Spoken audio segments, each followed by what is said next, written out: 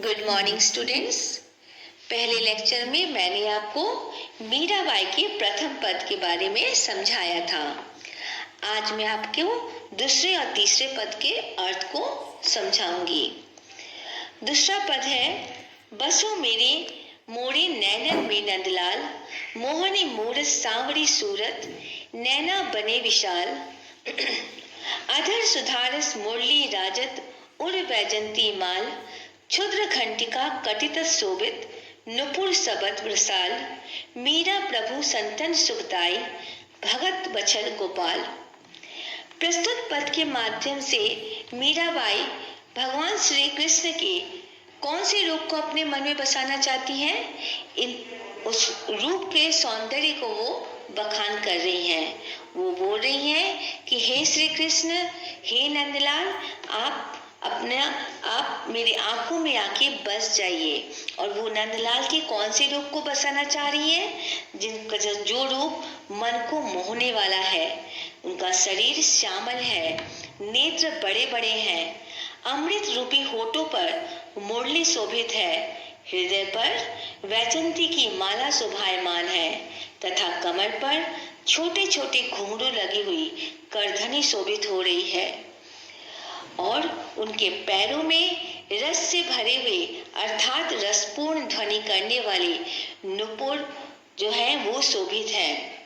अंत में मीराबाई अपने भगवान श्री कृष्ण से ये विनती करती हैं कि हे मेरे प्रभु श्री कृष्ण, हे संतों को सुख देने वाले प्रभु, हे भक्तों से स्नेह करने वाले मेरे गोपाल, अपने आपसे मेरी यह विनती है कि आप अपने इस रूप में मेरे नेत्रों में बस जाइए। तो ये था आपके दूसरे पद का अर्थ। चलिए अब हम तीसरे का अर्थ समझाते हैं।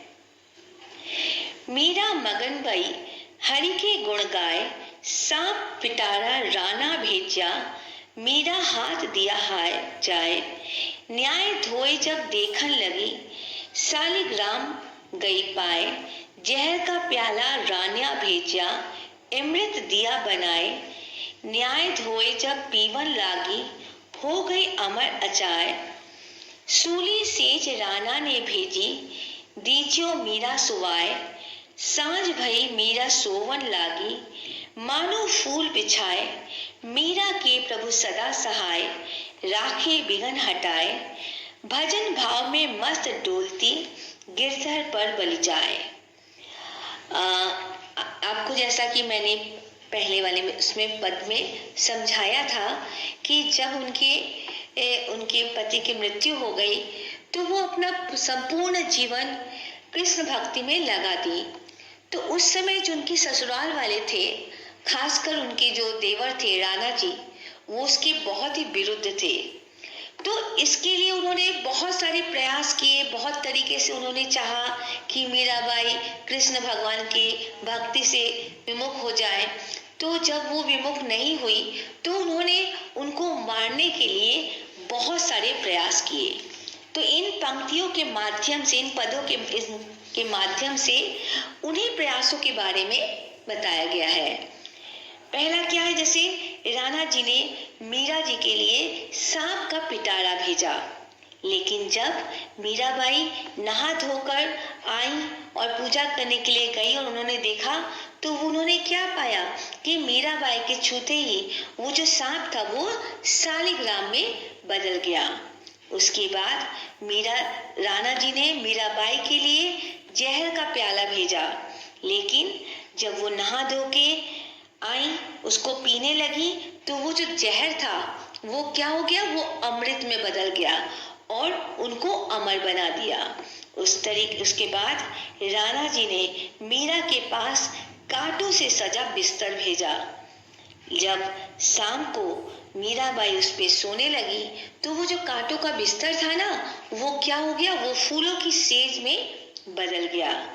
इस तरीके से मीरा के प्रभु उनकी हमेशा सहायता करते हैं और उन पे आने वाली हर बाधाओं से उनकी रक्षा करते हैं। तो ये था इन पदों का अर्थ। अब मैं आपको इस मीरा के पद के इसके अभ्यास को करवाती हूँ। तो इसमें जो शब्द मैत्री है वो आप अच्छे से याद कर लीजिएगा। खाली इसी का ही नहीं बेटा, आपके जितने भी चैप्टर्स आपके एग्जाम में आने वाले हैं उनमें जितने भी शब्द मैत्री उन सबको याद कर लीजिएगा, क्योंकि वो सब एग्जाम में आने वाले हैं। ओके, अब चलिए पहले मैं आपको उसके मौखिक प्रश्न के उत्तर लिखवाती हूँ। पहला है, मीरा को अनमोल वस्तु किसने प्रदान की? मीरा को अनमोल वस्तु उनके सद्गुरु ने प्रदान की। दूसरा, नेत्रों में किसे बसाने की बात कही गई है? नेत्रों में नंदलाल की अर्थात श्री कृष्ण की सुंदर छवि को बसाने की बात कही गई है। तीसरा, मुरली कहाँ शोभित होती है? मुरली श्री कृष्ण के अमृत रूपी होठों पर शोभायमान है। राणा ने पिटारे में क्या भेजा? राणा ने पिटारे में सांप भेजा। तो ये थे आपके मौखिक प्रश्न। अब मैं इसके लघु उत्तरीय प्रश्नों के उत्तर लिखवाने जाती हूँ। पहला है, मीरा ने भवसागर को किसकी सहायता से पार किया? मीरा ने भवसागर को अपने सद्गुरु की कृपा से पार किया। नंदलाल की कमर पर क्या शोभित है? नंदलाल की कमर पर छोटे छोटे नुपुर घंटियों से बनी करधनी शोभित है। जहर का प्याला हरि कृपा से क्या बन गया? जहर का प्याला हरि कृपा से अमृत का प्याला बन गया। प्रश्न 4, मीरा के लिए राणा की कौन सी वस्तु फूलों का बिस्तर बन गई? मीरा के लिए राणा के द्वारा भेजे गए कांटों भरी सेज जो है वो फूलों के बिस्तर में बदल गई। तो ये था आपके आज के प्रश्न उत्तर। कल मैं आप लोगों को दीर्घ उत्तरीय प्रश्न और व्याकरण एवं भाषा कौशल लिखवाऊंगी। धन्यवाद।